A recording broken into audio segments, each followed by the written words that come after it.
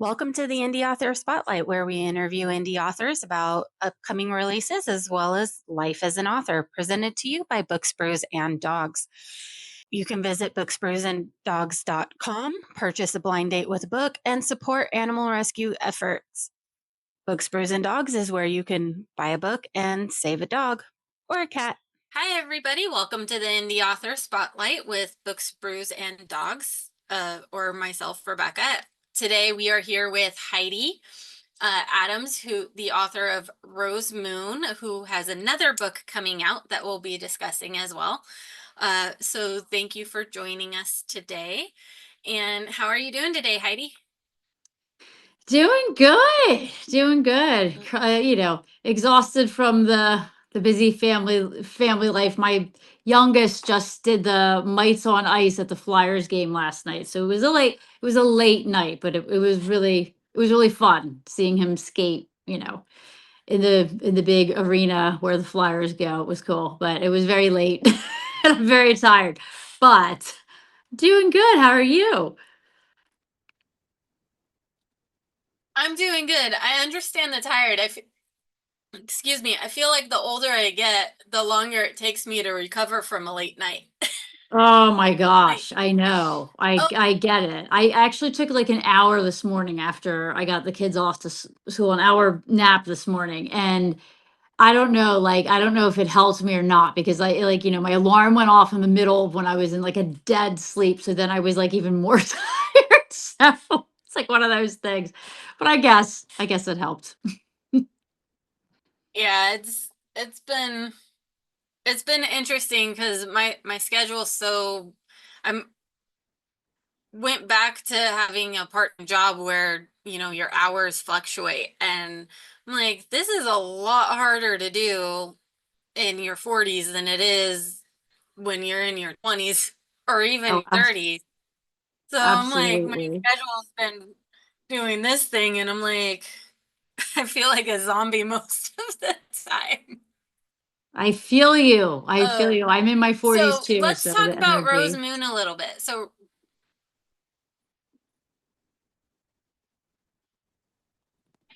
Oh, you froze yeah, there. You froze there for a second. yep. So we're getting a little bit of a lag and you're breaking up. Oh no. Um, it's okay. I think it's because it's storming where I'm at. And Ah, so I've been having some connectivity issues. Right as I was getting ready to start this and signing in, my connection went out and I had to turn everything off and back on. And then realized my camera was dead, and there's always storms. something every time I go to an interview, and I'm just like, no, I will not stop me.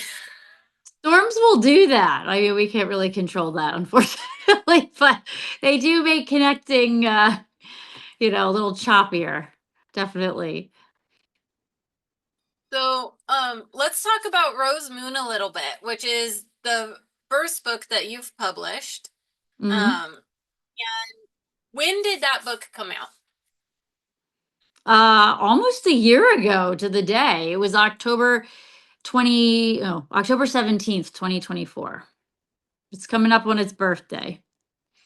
It really is only 3 days away. That's Right? crazy. Oh my, I Almost gotta get a post like ready for maybe we that. could have waited. We could have done this. Um, so what brought the concept of Rose Moon? So Rose Moon is kind of a reverse age gap, um, reverse Little Mermaid-esque type story, right? Because everyone always dreams of becoming the mermaid, or the mermaid becoming human, and this is more, I don't know, there's a little bit of back and forth of that in this one. But in the end, it's he's I'm trying to think of how to say things without giving things away. It's That's hard. It's a always the hard hard book. part, right?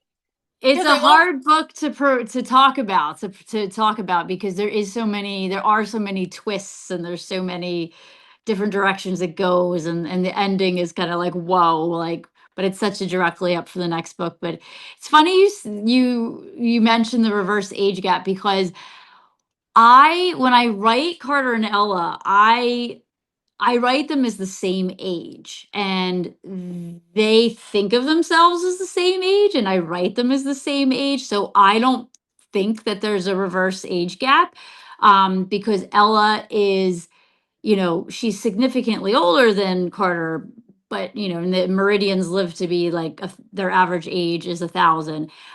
But everything about them ages slower. So not only do they mature physically slower, they mature emotionally slower too, as well. So even though she's 200, she's equivalent to that of like a 20-year-old human, both emotionally and physically. Um, and another thing about that is too, like, before she meets Carter, she didn't really live like a promiscuous life or anything like that in her 200 years. Like, she was a soldier, um, which she tells him a little bit about in this book. You learn more about that in the second one, but she basically, like, all she knew was fighting and being raised as a soldier on the battlefield, and she really only knew like her family, and that's it. So when she came and met Carter, she was coming from that life where she has no experience of like love or a relationship or anything like that. So it's funny because some people will call it a reverse age gap, and you're free to interpret a book as you wish. That's the beauty of a book. But for me, I don't look at them as different ages. I don't write them as different ages, and they don't look at themselves as different ages. So, um, that is my take on the reverse age gap. But did you ask me where I got the I did you just ask me where I got the idea from? Maybe I'm skipping ahead. I did. I asked both in kind Oh, of a okay. question, I think. Okay. I I don't remember, but I did ask that, but I also brought up the reverse age gap thing. So, Yeah, um, I yeah, can tell you. I can segue into the idea of where I yes. got it from, if you'd like. You you I tell the tend story in whatever order you want. Okay, I tend to just go sometimes. So you could like stop me if I'm going off topic a little bit. But so did you ever see the movie Splash with Tom That's Hanks one of those. and Is it one of the Disney movies? Like, the name sounds familiar, but I don't think I've actually seen it. I think I remember seeing previews for it like when I was younger. Okay, yeah, Like it's it's on Disney Plus right now, but it's not a Disney movie, but it is you can watch oh, it on Disney Plus. I guess they picked it up. Um, I originally got the idea from the movie Splash, particularly the opening scene. So like the opening scene of the movie, there's Tom Hanks who plays the male lead character. I'm totally drawing a blank of what his name was in the movie, but we'll call him Tom Hanks because that's the actor.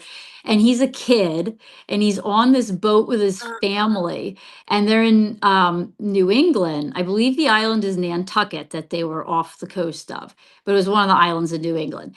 And he's standing there on this boat with his family, like a ferry, and he sees a kid, another kid, but she's a mermaid in the water, and nobody else sees her but him. And he dives in off this boat, and he swims under the water, and he holds hands with her, and they have this like really magical moment. And then he's like pulled out of the water by the people on the boat, and he never speaks of that moment again, which I thought was really cool, because it's like you're kind of led to believe, like, you don't know if it was a figment of his imagination, like, did it really happen, like, what does he think? And then he grows up kind of always having this connection to this island in Nantucket, but he doesn't really know what it is. So that is really kind of got the wheels turning for me as a little kid. I always loved that concept. I'm like, man, like you could make such a story off of that. Um, and then there's a song, which is where I give like the real credit to Rose Moon. There's a song called Electrical Storm by U2. Did you ever hear it? no. I mean, I Okay. probably have. not good at remembering things like song names. Yeah. Like I keep track of it. No, it's from a while ago. It's not anytime soon. I think it came out anytime recent. I think it came out in like 2003, maybe like around that time. So it was a long time ago. And I heard the lyrics of this song and I'm like, man, these lyrics are unbelievable. And then I just so happened to see the video to the song not too much later. And there is a mermaid and a man in this video. And their connection is just so intense and so strong, and with the lyrics behind it, it further, like, it sparked like this whole world in my head, for Rose Moon, for Carter and Ella. Like, it's really like the birthplace of Carter and Ella is Electrical Storms U2. And I had this idea from Splash and and from Electrical Storm kind of going through my mind. Like, this was a while ago. This was like 16 years ago. And I had no idea how to execute it until I read the Twilight books. I read the books first and then I saw the movies. But until I read Twilight, and it taught me, it was kind of like the roadmap of how to take these paranormal elements that were like brewing in my mind that I didn't know how to write, and it taught me how to like execute it from like into like a contemporary setting, like a world that we live in every day. Like, you don't feel like you're like in a high fantasy world that's written. You feel like it's an everyday world like you do in Twilight, where like you could literally be part of this story. Um, so that's really how I learned to execute it, was from Twilight. So those so those were, it's three main inspirations right there. It was Splash, Electrical Storm, which was probably its main inspiration, and Twilight. So that is how Rose Moon and the whole Prophecy of Light series came to be. Wow. That's Okay, it. and so you did mention this is a series, and so we have book one that's Mhm. out, and you are in the process of rewriting suggestions, like first or the developmental edit. So that would be what, the first edit Correct. for. I usually get three professional edits done. I usually get a developmental edit, a copy edit, and a proofread. And then I have beta readers in there too. But it was the first stage of the professional edit. Yeah. It's the developmental edit. So we've got some time before it comes out because you have a lot going on. You've got family and Mhm. so how do you schedule in your writing around your schedule? That is tough. So when I wrote Rose Moon, I literally was writing most of it in like the middle of the night. I would write for a couple hours in the morning because my youngest at that time was only going to preschool like twice a week for like 3 hours a pop.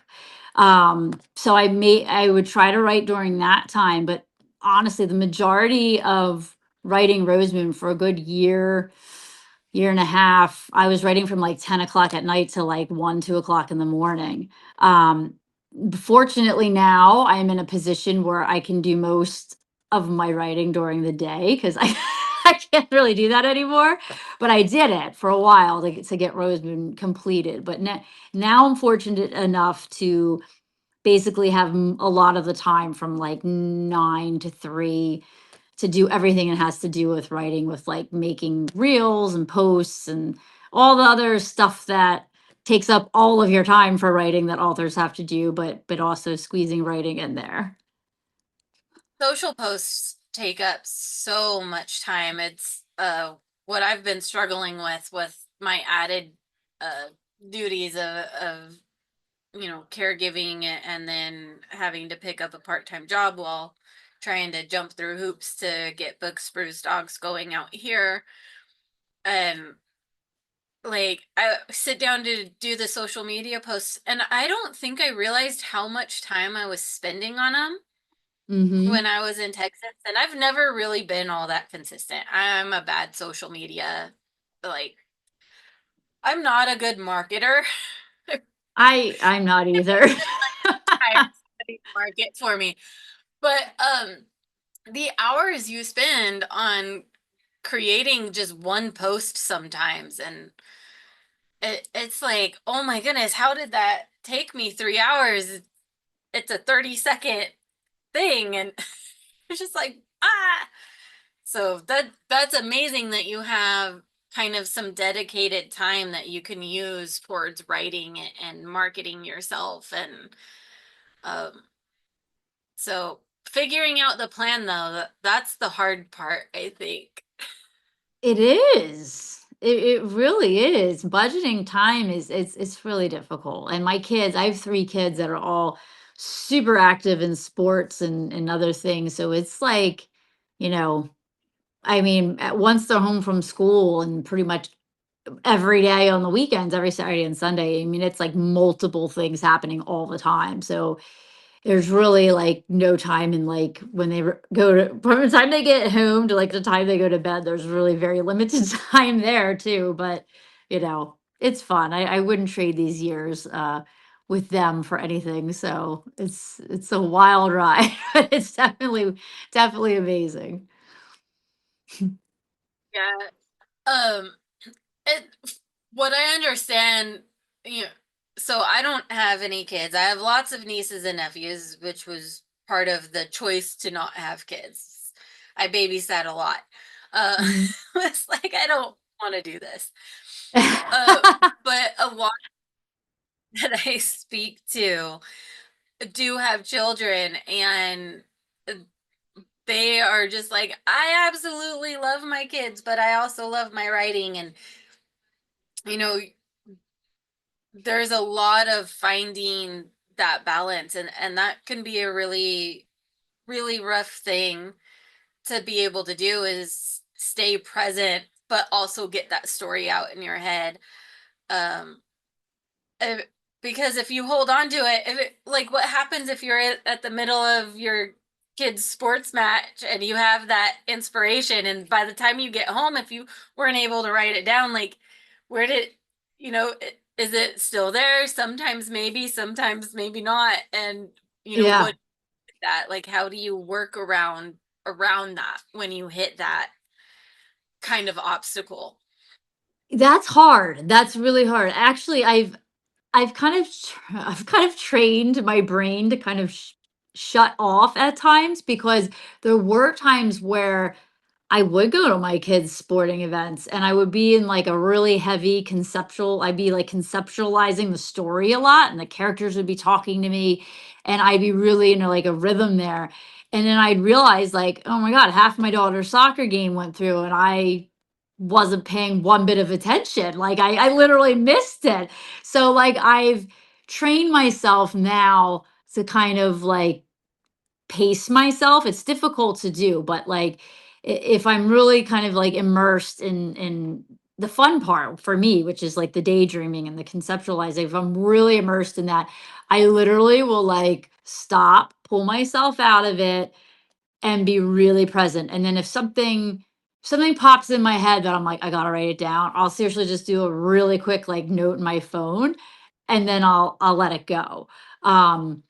Because I was kind of struggling with that for a little while. And even my kids were like, Oh, Mom, just you're not paying any attention to me. Or like, they'd be like, they like ask me the same thing like 3 times over. And I'd be like, what did you say?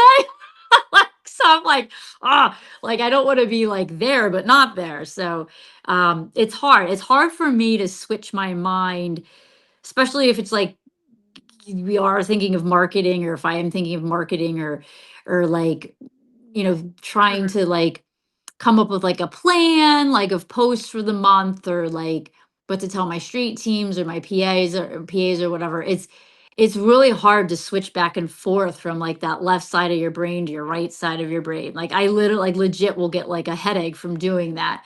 So it's just that's been tricky. I still kind of struggle with it, but I have taught myself to kind of like shut down.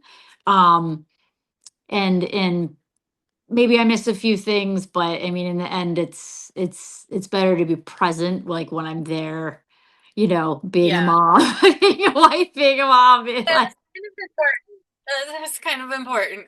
right. Uh, So what do you find or feel inspires you the most for your your writing, or in what space do you feel the most inspired to start thinking of a new ideas and Really, it's music would probably be the number one inspiration for me. It's really like anything that kind of hits heavy, whether it, but music, I would say always like I'm always looking. I have like my go-to soundtracks and songs that I listen to that I can still conjure like new ideas from. But I'm always kind of looking for like that new song that's gonna like spark something new.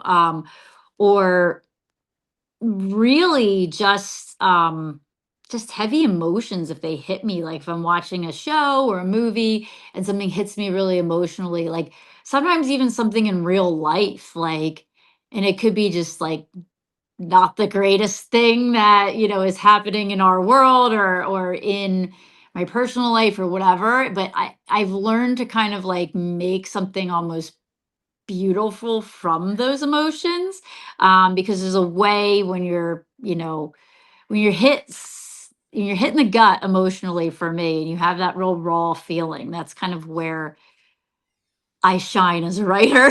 So it's kind of like taking those feelings and reining them in and turning them into something else. okay. So So your new book that you have that's coming out December 9th, Crash. hmm hmm Tell us a little bit about that book. that book That book is interesting because I never intended to publish that. Uh, But yeah, with Crash, I really just intended to write it as like a palate cleanser. Like, you know how you do reading palate cleansers if you're reading between like heavy series and stuff like that. I used it as like a writing tool for that. Because my brain was so fried from trying to link the story together from the Prophecy of Light series, like what was into the next book to the next book. And I just wanted to write something that was had an easy plot because, there's not really a really intricate plot of people being stranded in the wilderness fighting for survival, like like that's the plot. And I wanted something that was just a really emotional like punch to the gut, easy plot, something to write that just like let this out of me. And I ended up absolutely loving it, loving Spencer and Amanda. It grew to something that I believe is really beautiful. It's about yeah, it is a novella. It's only 146 pages, so it's not super long or anything. Um, but it's about two strangers. Their names are Spencer and Amanda, and they are the sole survivors of a plane crash. And they crash in the mountains, and no one knows they're there for various reasons. And they are two beautifully broken souls with a lot of past trauma and traumas that they've never faced, and they have kind of major trust issues. So they're on this journey where they're fighting for survival, but they're also forced to kind of trust each other, and they kind of start healing because they start facing these past demons. And they're both attracted to each other, and despite the situation, so they're kind of falling in love at the same time. They're in their early 30s, so they're not like super young MCs. And Amanda's a single mother who one of her driving forces is to get home to her son. So there's a lot of it's a real like emotional like roller coaster. it sounds really intense It for is really intense. short book. it Like it's a lot to pack into 146 pages. It is. It moves. It's not a slow move. It's not a slow moving book. It's it's like it's a solid hit punch from start to finish. But I totally fell in love with them. And the story too. So I hope everybody else loves it as much as I do, because like I said, I didn't have any intention to publish it, but then I showed it to a few people and I was like, I do need to publish this. So I did. M M did. I'm getting an internet message again, so hopefully we can get through this. I It's hear you now. I hear you now. You're not freezing either. I know it's a rough go today, and it's supposed to storm kind of all week. Like it just kind of blew in. They said it was Mm. gonna cool down, and then all of a sudden it was storming, and we were like, the wind is really, really bad right now.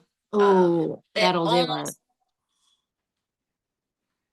almost feels like the wind before a tornado, except for I'm in Southern California, so it's not a tornado.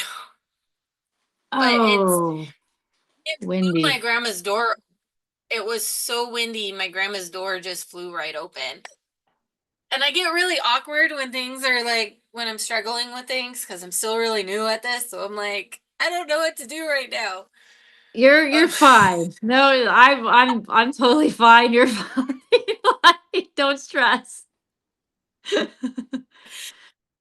lately, I just feel like stress is like being stressed is like my Norm? No, plateau. Like, I feel it. yes, exactly. There's so much going on constantly, and it's like, did I make that call today? Did I do this? Did I do that? And I'm like, and then my work keeps, my new job keeps transferring me between this store and that store, but they keep changing the schedules too. Mhm. So I showed up at the one store to help out on Sunday, and they were like, "We didn't think you were coming today." And I'm like, "But I'm on the schedule." And they're like, "Yeah, but you were on the schedule the last 2 days and you were a no call, no show." And I'm like, "What do you mean? I was working at the other store the other 2 days." So they ended up scheduling me at both stores at the same time. Oh man. And everyone I work with is super nice. All the managers and everything is super nice. I think it's just, oh, they have a lot of stuff going on, and they have a lot of to fill needed shifts between. I think they're switching people between like 3 different stores, and so there's a lot of like trying to organize who's going when and where. Oh, I get it. It's been an experience, but it's been fun. I've got to meet a lot of really cool people around here, which is good because That's good. otherwise I back in my grandma's house all the time and I wouldn't know anybody.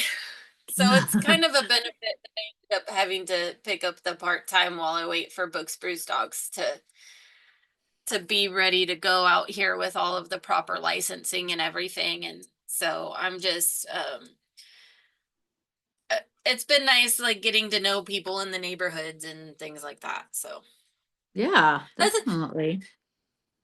a little bit about what I've been going through. So Oh. okay, so you have Crash coming out December 9th. You have Rose Moon, which Mhm, is your first book and currently your only published book. mhm, And you have book 2 that you're mhm, working on editing on the edits and things right now on the first edit. Do you mhm. have any other concept words concepts that you think you're ready to kind of maybe start entertaining writing anything else, or are you really just focused on getting out book 2 right now? Uh, Definitely focused on getting out book 2. There's a lot of different books that I want to write that I have thought about a lot. Um, when I will get to them will be I'm not really sure about that, but there's a vampire book. I know there's a million of those, but there's a vampire book that I want to write, which I have a really awesome concept for. So I'm excited for that. I'm from There, Buffy era, so like I'm always up for a good vampire story. this one's pretty unique. It has to do with and I forget the scientific name. It's like zeg something with an X, pigment, blah blah blah blah. I have it written in my notes, but I just call it the disorder where people are like literally allergic to the sun and they can't go out in it at all. So I have this concept where I thought it would be so cool for like this colony of people that identify of have with having that kind of like live underground, and then they operate in the everyday world via like, like Zoom meetings, or they go to school like online and all that, and they identify with having this disorder, and but really it's vampires that are like identifying that and kind of operating in the our normal everyday world under that mask. So I thought there's a lot to do with that. Like there's there's a lot you could write with that. Yeah, that's Um pretty. yeah, yeah. So I'm thinking about that one a lot. No one steal my idea now that I just said what it was. I'm just kidding. Um and I have an idea for there's a song by Sarah McLachlan, Possession. I don't know if you know the backstory to that, but the concept fascinates me, the real life story behind it. So I want to write something loosely based on that, as well as the movie Indecent Proposal. Did you ever see it with Demi Moore, Robert Redford, Woody Harrelson? That concept, that whole concept has always just, oh my god, like boggled my mind emotionally, and like what would you do, like, and I think about what I would do now versus when I was a kid versus now that I have children, and I kind of want to write like a very loose interpretation of like my spin on that kind of a concept, which would be really cool to write. I have So others. I could go once on and on. Those are a couple. so once it sounds like once you get through book 2, you have quite a bit to keep you busy. I Um, do. Then I have book 3 and 4 to write too. Good Lord. When am I going to get all this well, done is the question. it's it's hard. It is. It's hard. There's always so many things that we want to do, and but then there's things we have to do and obligations, and it's hard to find the balance between the things we want to do and the obligations we have. But I believe in you. Absolutely. You've managed it twice already. You can Thank manage you. it more, and you're working on your third. So, what is it that you think? So, one thing I like to ask it, and one thing that I like to make sure others recognize, is the amount of courage that it takes to put your stories out there for the world to then consume and judge. Right. That's a lot of courage, because they are going to judge that work, and they're going to say whether it's good or whether it's bad, and that takes a lot of courage to put yourself out there in that way, especially with such a wide platform. Um, and what was it that encouraged you and helped you actually take that step forward? I think it was I had a lot of beta readers on Rose Moon. Like, I had people that read it, like the first people that read it were my Mhm. close friends and family. So like but I told them to be honest, when and then of course they were like, no, this is really good. Like you should publish this. Um, but again, like you want people to kind of put eyes on your book that you don't know, that they don't know you personally, or the story behind Rose Moon, or have ever heard you talk about it. You kind of want like new eyes that don't know the story too. So I had beta readers as well that I didn't know who they were, um, read Rose Moon, and their feedback was really good too. So I think I got some confidence from that too. But honestly, like I, I don't know. I was I really believed in the story, and really I still do really believe in the story. And I was just kind of prepared. Nobody likes to get negative reviews, or see star ratings, or anything like that, but it's inevitable. And then the bigger you get and the more sales you make, the more eyes you have on your material, you know, it comes with that territory. Like you can't avoid it. Like you're going to get the bad reviews, and that's okay, because books are so subjective, that my some of my favorite books are some people don't like my favorite books at all, and vice versa. And that's okay. And I don't mind getting bad reviews either. Like, I mean, I do. Obviously, I'd rather have a good review, but I just appreciate that somebody would take the time to read my book. Now, do I hope that they give me a respectful bad review? Yeah. Um, but I guess I kind of got the Yeah. courage because I was just prepared for it. And the more, I don't really look at them that much anymore, really hardly at all. Sometimes I do, especially if I'll pop on if somebody like tells me, "Hey, I read your book and I gave you a really good review." Like I'll try to pop on and see it, but it's just one of those things. It's like it's not it's you can't you can't avoid it, and not everybody's going to like your book, and that's okay. I've kind of accepted that, and Some people accept that better than other people, and it's right. hard. I mean, it's part of why I edit as little as possible unless there's, something super glitchy happens, or we get into like a 5-minute laughing fit, or my dog barks at the mailman. Uh, like, those types of things I'll take the time to edit out. But if I tried to edit it and make it perfect and everything, it wouldn't just I just would never get it out because I'd be too worried about if I messed this up or messed that up in it. So it's like at some point you kind of just do it. You're like, I did it. It's Right. and in reality, I do these interviews more for myself than I do for like other people because I love talking to the authors, and so like it's a very selfish thing for me to do these interviews, and then I put them out there for other people to get to know the authors. So it's not really about me so much because I forget to do the plug for my business, which was the other thing I was supposed to do with this. I almost saying with Books Brews Dogs, like I forget to say what Books Brews Dogs does and all this other stuff. And so like and that was supposed to be part of this whole thing. But it really is just trying to make sure that people get another opportunity to talk to authors that they may not have seen, and see if they're interested in that book, and really get to kind of feel like they get to know you, which is why I keep it conversational too.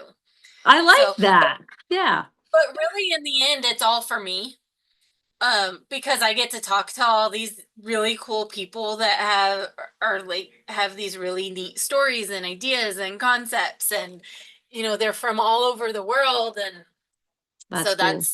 it's entirely selfish. No, and don't forget to do your plug at some point. Oh You have to do it. yeah. Okay. So we'll do it now before I forget. Okay. Books Brews Dogs, which is the who hosts the podcast, it is run entirely by me. And what it is we do blind date with a book. And I have both new books and used books. I buy used books from libraries when they're cycling them out. New books I get before they make it to a landfill. And we wrap up the books and we put teas and other little goodies that come from small businesses with them. And a portion of all of our sales, and this is the important part, a portion of all of the sales from our blind date with the book go to animal rescues. Oh, love that. And so um that's what Books Brews Dogs does, and that's it's literally what our name is. So the brews is tea. We started with teas, and I've been able to extend to coffee, although I haven't found a small business for the coffee. I was able to, because some people are like, a lot of people were like, I don't drink tea, I'd rather have coffee. And so Mhm. it took me a few months, but I figured out a way to also provide like single serve coffee Nice.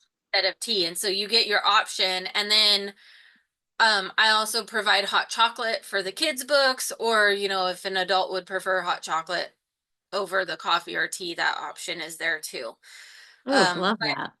booksbrewsdogs.com, you can order online, or if you happen to be in California when I get all the licensing up, you'll be able to meet me in person at farmers markets. So Nice. yeah. And then when I have the funds, I also try to buy books from indie authors and put those on the table.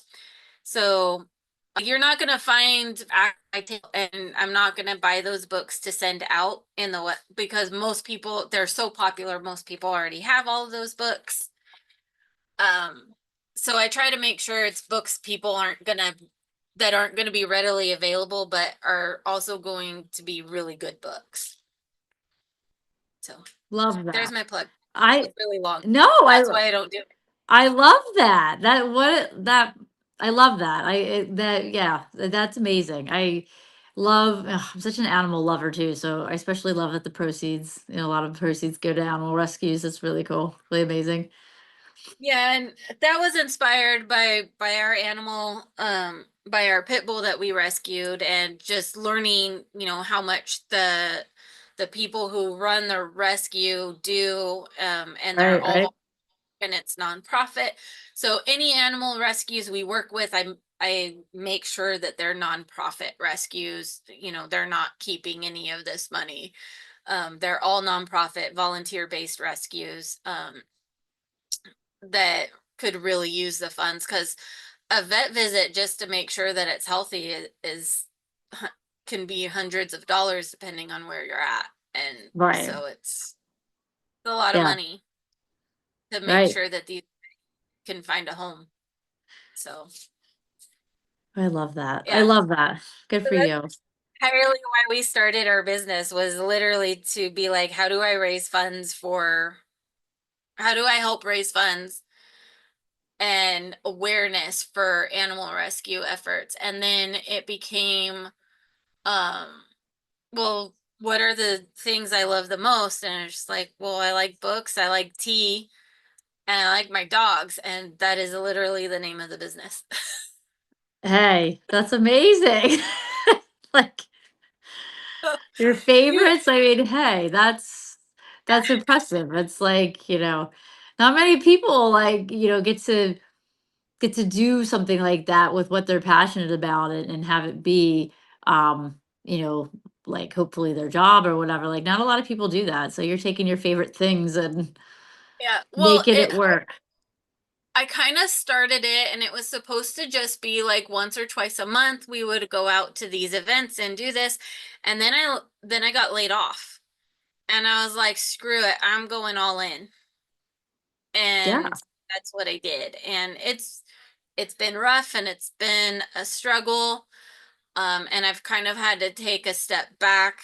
But I purposely didn't get a full-time job. I purposely got a part-time job that I could easily walk away from if I needed to, or that could work around my schedule, to be able to do Books, Brews, Dogs once everything got in order, because I'm not giving up on this, not yet. But things, life happens and things change, and I had been laid off. This is a job I can do from anywhere, and my grandma really needed help out here, and so I was like, well, I guess I'll just move back to California. And it's been a little bit harder getting the licensing and stuff that I need than I thought it would be. But we're getting there. I've got two of the three, so I'm just waiting on the third. Awesome. Um, so yeah, hopefully it comes through soon, Fingers are crossed for you. right? So, oh my goodness. Okay, so we can get your books. I know Rose Moon is on KU. Hmm. And they can order the paperback or hardcover version off of Amazon as well. Hmm. Um, Crash is going to be on Kate. Is there anywhere where they can buy it from you directly, or are you only publishing through Amazon right now? Right now, I'm only publishing through Amazon. But that's not to say, like, I would like to do like an online shop. I keep saying that and I just haven't I haven't gotten around to it. But I do have quite a bit of extra Rosemoon books. I actually have some extra blind dates of the book from A Million Lies Book Festival this summer. I have a whole lot of extra inventory. So from that, so if somebody really like wants something, they can DM me and I can. I didn't realize you were one of the ones that was affected by that as well. I've interviewed a few authors that were. It's actually how I met Lauren, who kind of helped inspire me to like, no, do the Oh, thing. oh, Lauren's Okay, I great. will. Yeah, but yeah, I mean, it stunk that I have all this extra. I planned for like I don't know how 500 to 600 people to be there. They said, and honestly, it was probably like 50 to 100 people came. If I had known it was that amount, I would have done well for that amount, but I didn't plan for that. So I actually have all my extra books, like paperbacks and hardbacks. I have PR boxes. I have blind dates with the book. I have them all wrapped in like acid-free tissue paper because I have two shows next summer. Well, one I'm definitely going to, and then hopefully getting into the other one in September. So I'll have all those books ready to go. I won't have to buy them. But I do, I have had people reach out to me that want signed copies or that want the PR boxes or want the blind date with the book. And I literally will just send it to them. Um, but I don't have like a formal way for them to place an order online yet. But, if Mhm. anyone's interested, they can DM me. I will one day get an online shop. I've been trying to set that up for a long time. It probably is So, time. I mean, I used the Shopify platform to set mine up, and it still took me like 2 months. And I go back and I look at it, and I'm like, oh, I could fix this or I could fix that, and I don't really have the time. And some of the stuff I want to fix, I don't have the skill. Um, Yeah, so, uh, it's hard. It's hard and it's time consuming, and it's one more thing to have to do, and you'll get right. there, One but day it I'll is. have that up. I've only been saying it for like a year, but one day I'll have it up. You'll get there. I definitely, as soon as I have a little bit more funds, I'd definitely love to contact you and work out a deal for some of that material to put on the Yeah. table. I have, um, it's just been it's been hard because I usually try to use Books Brews Dogs, funds to buy stuff for Books Brews Dogs, but because this licensing has had me pretty much out of work for 2 months. Um, that those funds have dried up quite quickly. So I have to I get it. build funds through build funds again and rebuild some buy-in capital. Um, but yeah, I would love to work on I love having indie authors on my table and Oh, it's on the awesome. website. So that's definitely I keep see, and this is where I'm like you. I keep meaning to put it as a category um on there because if you go to my website, you can do, historical romance or historical fiction, and you can do, dark romance or contemporary romance, and you have like all these different genres and you can pick, and then you can pick your spice level and everything. And I need to go in there and take the time to make one that's indie authors. So they have this specific choice to Yeah. order from an indie author. But I also can't really do that until I have enough stock of indie Mm, author books to right. go through that the genre list and that process. And so, but that is my goal is that eventually I'll probably have mostly indie author books, but they're Love always the that. first ones to table too. People love seeing them on the table, and they're like, "Ooh," because they know it's something they haven't read. Right, right. It's something new. Like exactly. It's like not to say Fourth Wing and Iron Flame aren't amazing, but I mean you see them everywhere, you hear about them everywhere. It's nice to get some like fresh They have new their own, ideas in front yeah, of and they them. have all their they have all their publicists and a whole team of people behind them that are pushing it and all this money going into it. And so, Right. when you see the indie authors that don't have that and they don't have the money for that, and you know, and they might be able to have that if enough people had read their book, that and it got out there enough. There's always a potential for that. And so that's kind of my thing, is just trying to help. It's like rescues a little bit, except for you're not necessarily in need of rescue, but trying to help the underdog a little. Yeah, no, it's a great analogy. I like that. Great comparison. um Kind of true. yeah, because it's like just making sure and that's what rescues need too. Like, they just need exposure. Dogs and cats that need a home will get adopted if they get enough exposure, because you have to find the right fit, right? You can't Right. just go and adopt any dog, because not every dog's gonna fit in your lifestyle in your home. Like, if you're a super active, I'm going out all the time person, adopting an 8-year-old dog is probably not the best idea. Um, Right. they're not, they might still be active, but they're probably not going to want to go on a hike every single day. Uh, Right. so, and authors are the same way. It's the more people you can get out there and the more widespread your book can be, the better chance you have of finding the people who are going to enjoy it. And, Right. Finding your readers, reaching which your is why readers, your appropriate readers. yeah, which is why a lot of not just cost reasons, but that's why a lot of indie authors use Amazon, between the cost, and they know that there's a lot of audience, built-in audience there with Kindle and everything else. But Right. um by putting indie authors on my table, I feel like that gets you guys out of, that group and into people who don't, because there are a lot of people who don't use Kindle. I didn't have a Kindle until I started doing this, because I simply cannot afford to buy every single one of the author's books that I have to read.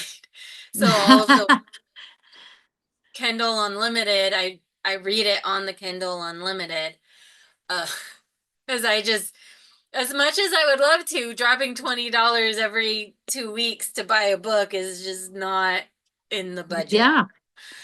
I love Kindle. I prefer my Kindle Paperwhite over physical copies. I love my Kindle. I love I just love reading from it. I love holding it. I know, so my husband's laughing at that. From the kitchen. But I know so many people, that's like the the Ginger Mary on Kindle or Kindle or physical copy. But I don't know. I love my Kindle and I love KU too. I think it's it does. It makes it a lot more affordable to read a lot of great books and Yeah, it's helped me get a lot of exposure. My cat's about to walk in front of the camera. Because I know a lot of indie authors, are all on KU because it is a way to kind of get some new readers from there, and it's helped me out. So I like the KU program, but you know, yeah. I'm a kid. Well, it's definitely, a good way to get out there and get exposure and stuff. So it's it is a good thing. Um, you know, to be able to have that. And it's definitely been, I have to say, it's been kind of nice for me, because it's been made it so that I can afford to actually read the books before I do the interviews. So Mhm. um and it does help you guys out a little bit, because it's one more person reading the book, and every page turn, helps generate a little bit of income at least. But it's uh yeah, I would much prefer to be able to afford to buy your physical books, because I am not I don't like the digital as much. That's fine. A lot of people like prefer physical books. I don't know. I think as I get older, my eyesight is getting worse with reading, so it's easier for me to read off of it than it is a physical book. Um, I don't remember having that problem as much when I was younger, and now that I'm older, it's like easier on my eyes. So it's probably another reason. And I don't have like a real bookshelf in my house either. I mean, my kids have their like little kid books that actually occupy this huge bookshelf in the living room that we can probably get rid of a lot of them soon. And I can probably put some real books up there, but I would love to have like one of those big beautiful bookshelves in my house, but I just don't have an area right now to put any of those books. So they all go in my Kindle.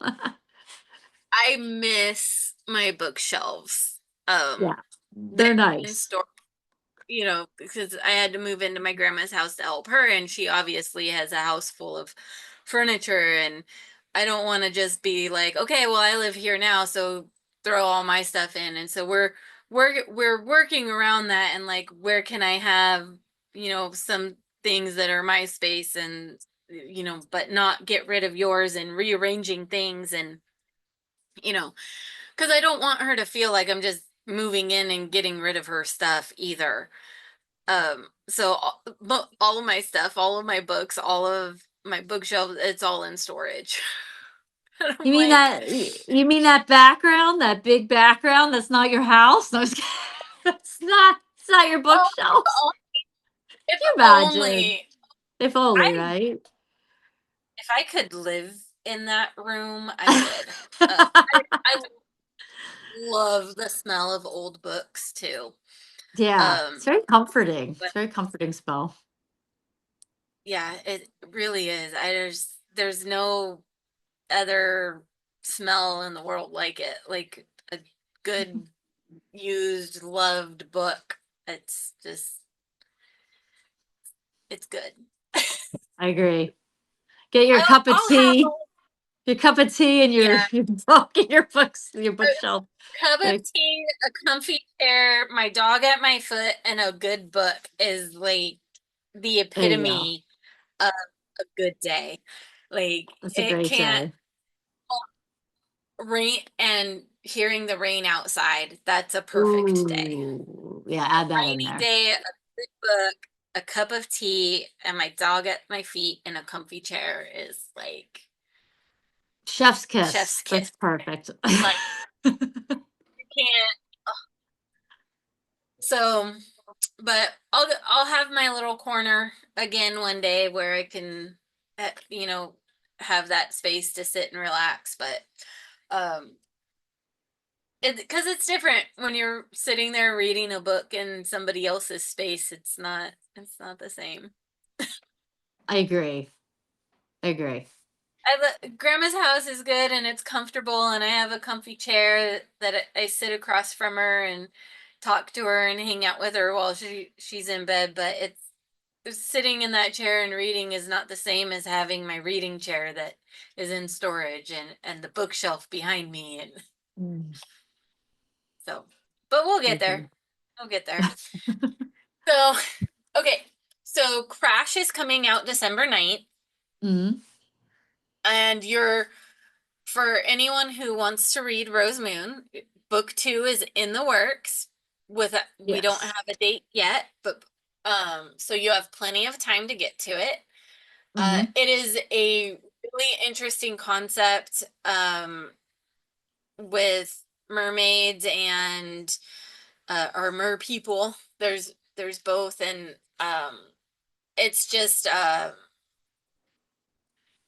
it's hard to do this without giving so much away, because there's so many different there's a it, So, it's an interesting story that follows the life of the main characters, mostly Carter, though, mhm. because it's his perspective, so it's mostly his life, but you do learn more about Ella's life, you said, in book 2, so we're gonna kind Mhm. of get a little bit more of that in Yes. there.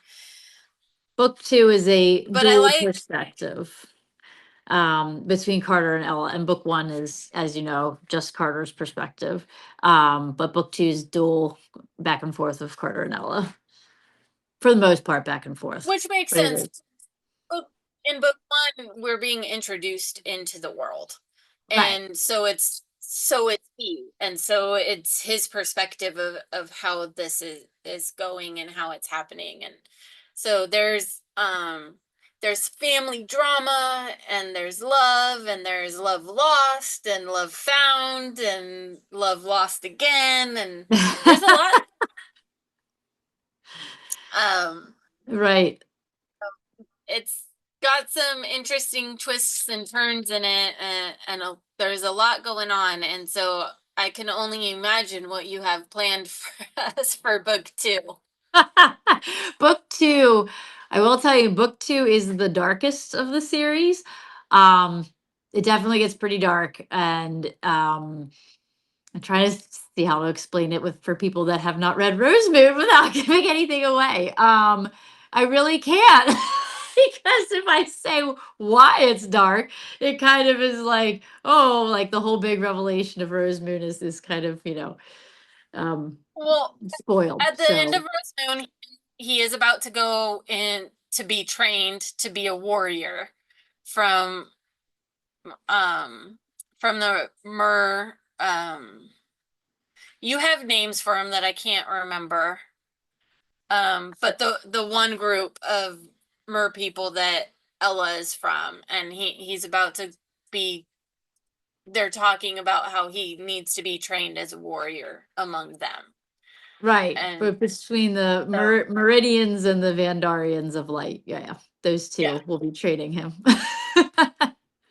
yeah. So we've got we definitely have some things coming up, some war-esque things.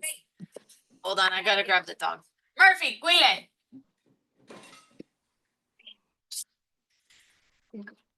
Grandma spilt chocolate chips on the floor earlier on accident, and we thought we picked them all up, but Murphy keeps finding them for us. Oh no, So chocolate she's over. dogs. That's not a good combo. Like, hopefully She's a Murphy doesn't dog eat too dad. many. I'm like, hold on, I gotta check, make sure that what he didn't get into is the chocolate chips. Oh boy. But yeah, it's they like found their, because her bed is in the living room, and they kind of found their way into like the crevice between the drawers underneath her bed, and it's been fun. It's been an adventure all day. So um it's coming up to their dinner time, and this is the problem. We get so conversational. I keep trying to make it an hour, and I need to start setting a timer or something. I know. Well, that's the best kind. It's the best way to talk. I'd rather it be like this than, like No, regimented questions. It's fun this way. I know, but it's like at the same time we get a little carried away just having the conversation, and it's like I know you have things you have to do, and I have to feed the dogs, and I have so, to, well, yeah. I mean, it's been awesome talking to you. But yeah, yeah, that time. So, Crash comes out December 9th, and that's two people, that the sole survivors on a plane, mhm, and kind of healing, finding their new selves during that healing process, and discovering love along the way. yeah. Um, it's a short novella, and that's going to be out again December 9th. I keep saying that on Mhm. purpose. Yep, Um, December 9th. and for everyone who loves a good mermaid story, Rose Moon is a great place to go and check Right. out a very unique story, um, that you will have more of coming coming. So that's always exciting. You know, it's a love-hate relationship I have with series. I love that I get to stay in the world longer, but sometimes it's like, uh, now I have another book I have to read. They make your they make your TBR so long. I think my TBR is 99% the next book in a series. Uh, I know. I'm actually in the middle of reading the tandem read of From Blood and Ash and Flesh and Fire, and those books are long. They're awesome, but I'm probably, I guess, halfway through them all, and I've already read like 7 books. Um, and they're not short books, so it's like I still have quite a bit left. So I get that, like, but I'm really into them. I don't know if you've read them or not. They're really good. I haven't read them. They are on my list of things to read. But I've Got been yourself a focusing a good year, a whole year to read them. No, just kidding. There's so many, and they're right. so It's large. hard to get to, it's been hard to get to like my previous TBR because now my TBR, I do an interview every other week. I have an interview drop and I truly read your guys's at least one of your guys's books before I do an interview. So I have That's an amazing. idea of what you're talking about and what you're doing. And so my TBR right now is like nothing but so Rose Moon is like 400 pages. It's not a super thick book, but it's not a short book either. It's not a novella. No. It's an Yeah. actual book. Yeah. And I'm reading it on the Kindle app on my phone, which maybe that's why I don't really like the Kindle because I Oh, don't your phone. actually Yeah. You got to get a paperweight. I'm obsessed with mine. yeah. But so and on there it says it's like 427 pages or something. So I don't know what that equates to in a physical book. It's Because I know the 454. It's 400. The paperback is 454 pages. so yeah, so it's not a short book. Um No, and not it's kind of nice when I get someone who has a novella because then I can read it super fast and then I just can zip through it. Yeah. plug in my other books before I have to start reading another book. And I love reading your guys' books, but I am in the middle of series like I'm on the last book of Rebecca Thorne's Tea and Tomes series. It's like 4 books long, and it's Okay. taken like it came out I think last month. Since the time it came out to now, like 3 weeks, and it's only like 320 pages, but I can only read like 15 pages a week of that book because I'm making sure that I had Rose Moon read and I'm making sure that I had the person who's next. I got to get their book lined up and kind of plan out that reading schedule. But I have read every author that I've interviewed. I have read at least one of their books. That's awesome. And That's great. that is a plan that I want to continue because I feel like it makes it easier to talk to you guys because I have a better understanding instead of sitting here and going, well, I don't really know how your writing style is or what to do, so it really helps with that.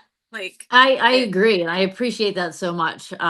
Because yeah, it does make for a better interview and a better conversation because you do know that, like, you do know the world, you do know my writing style, and kind of have an idea where my brain is going with the story. So, and you kind of like know like what what you can say, what you can't say due to spoilers too, because you know what they are. So which is why I'm finding it so hard because there's so many things that like twist and turn in there. It's like, well, if I bring it up that way, then that kind of gives that other aspect away, but you don't really it's want to do that. And so you've made it an interesting conundrum for me. What can I say without giving this part of away without so that's been a challenging part of this interview is what can I say without saying anything at all? it took me a while to practice what my pitch was going to be for, like, when I talk to people who ask me what is your book about. It did take me a while because at first I was like, like deer in headlights, like, what do I say?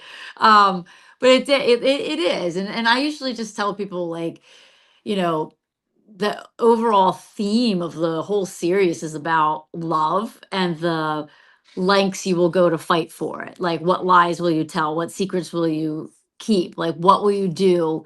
What lengths will you go to fight for that love? And and then I kind of say, not that you asked me this, but I'm just I'm just telling you, like, what I said, not that you asked. And I'm going on, I'm talking, your dogs have to eat, my kids have to go to bed. So I'll make it fast. But after that, I basically just say, like, it's about our male main character, Carter Quint, who seemingly has it all, right? Like, but he's harboring this little secret where this foreign force comes in and takes over his mind and body. And as you can imagine, it presents problems with him in his life, like anger issues and things like that. And he doesn't understand who he is, where these are coming from. But the only place he feels at peace is at his grandfather's house in Cliff Island, Maine. And there he meets a mysterious girl named Ella, who turns out to be a mermaid that only he can see.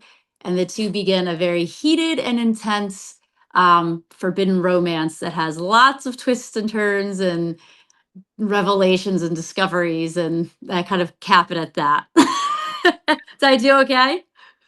You did. You did. Oh, I took That's you a good forever thing. to figure out how to say it. So Yeah. yay! It's like I want to say it because it was just it took me forever. I've got it down now, I think. Sort of. So, so that's Rose Moon, and you're working on book 2, and we're pretty excited about book 2, and the continuation of Carter and Ella's story. So not to put a time frame on you, but hurry up. Sorry, that was. I thought you meant for now. I'm like, oh, good night. You mean for book Oh, 2? and then you have Crash that comes out December 9th, and that's going to be a good palate cleanser book, a nice little short novella. Mm-hmm. And another love story, quite intense love story, it sounds like. Mm-hmm. And a lot more concepts buried in that head of yours. So many. So too many. It's like swirling and continuously. Be sure to check out Heidi's books. You can check out Rose Moon on KU. So be sure to check that out. And again, Crash on December 9th will also be on Amazon and KU. And absolutely do not forget to follow her on social media, which is going to be across the screen after Ooh, editing. So nice. we'll put your Instagram handles and any other social medias that you have will be available for people to pull from the video. Aw. So Thank you. you're welcome. I hope you have a wonderful day. Thank you. Or Thank evening. you. Yeah, And thanks for having me. absolutely. I've really enjoyed this. Like I said, I love getting to talk with all the authors and learning about their inspirations and the struggles that they went through to get themselves out there and their writing processes and all of that. It's so much fun. I've learned so much every time. Oh, Um, that's awesome. so it's always a pleasure, and thank you so much, Heidi. I really appreciate it, and I am looking forward to hearing more from you and seeing what more you could do and what more you put out. So Oh, thanks so much, Rebecca. Thank you again for having me. And go feed those dogs, and I'll go put my children to bed. But thank you so much. Bye.